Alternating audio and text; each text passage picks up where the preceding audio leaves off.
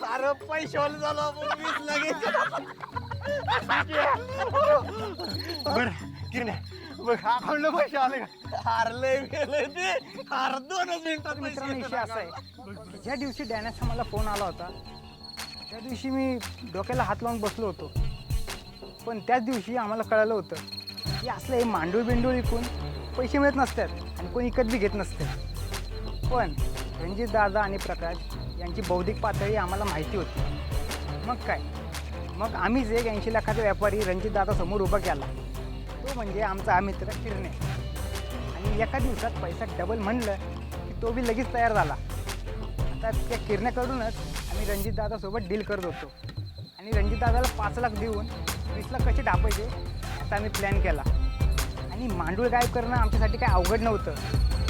मांडूळ गुदमरतंय म्हणलं की आपल्या मेंदूचा फक्त 2% वापर करणाऱ्या प्रकाशने राहिलं झालेलं सगळं काम केलं होतं. मग काय, मी आणि डॅनीने मिळून मांडूळ खिडकीच्या बाहेर पद्धतशीरपणे काढलं. हां, म्हणजे कसं, मांडूळ आऊट 20 लाख इन. कैसा आहे प्लॅन? हे सगळं ठीक आहे, पण तुझ्या अकाउंटला पैसे का पाठवू ना अजून?